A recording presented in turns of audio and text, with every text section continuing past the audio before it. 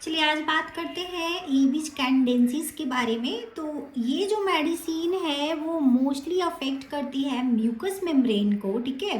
Gastric symptom is prominent होता है, यानी कि ये जो मेडिसिन है वो म्यूकस मेम्ब्रेन को ज़्यादा प्रभावित करती है। पिक्यूलियर सिम्टम की बात करें तो peculiar craving with the chilly sensation that are the characteristic and especially in the women with uterine displacement probably due to defective nutrition and debility। यहाँ पे बात करते हैं ये इसमें जो मेडिसिन है इसमें जो पेशेंट के कुछ जो सिम्टम्स होगा वो थोड़ी अजीब टाइप का होगा।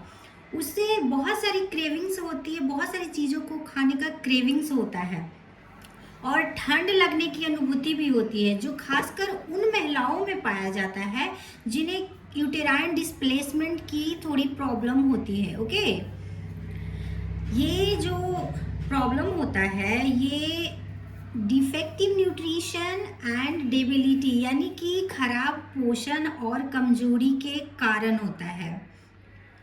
नेक्स्ट सिम्टम इसका है कि respiration and action of the heart laboured want to be laid on all the time, यानी कि इसको रेस्पिरेशन या हार्ट रिलेटेड थोड़ा कमजोरी हो जाता है और ये हमेशा सोते रहना चाहता है, हमेशा इसे सोने की इच्छा होती है। इसकी जो स्किन होती है ना वो थोड़ी चिपचिपी और ठंडी होती है। Right lungs and liver feel small hard, right lungs and liver feel small hard. Okay, तो यहाँ पे ये कह रहा है कि इसका जो दाहिना फेफड़ा होता है और जो लीवर होता है वो थोड़ा कठोर और छोटा महसूस होता है, क्योंकि ये एविज कैंडेंसीज म्यूकस मेम्ब्रेन पे ज़्यादा अफेक्ट करती है। तो हम इसके स्टमक पार्ट को देखेंगे। यहाँ पे कह रहे हैं कि इसे कनाइन हंगर होता है with torpid liver. Okay, canine hunger with torpid liver, gnawing hungry faint feeling in the ईपीगैस्ट्रियम।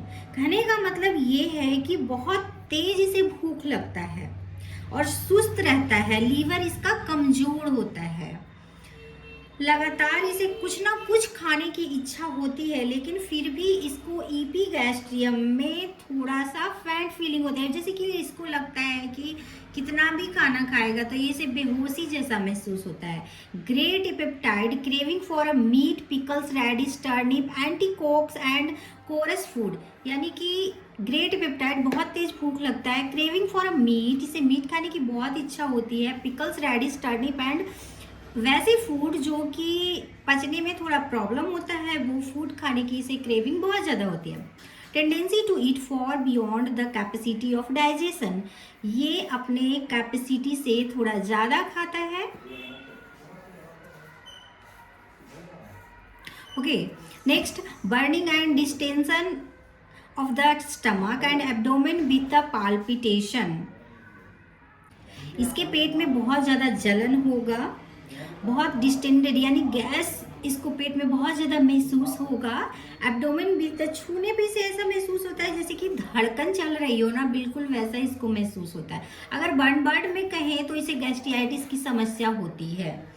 क्योंकि हम ये एविज कैंडेंसीज की बात कर रहे हैं तो यहाँ पे मैंने स्टमक पार्ट को ही सिर्फ कवर किया है और ये जो मेडिसिन है वो हम बोरिक बुक को If you are a student, I hope this will be help you. Thank you.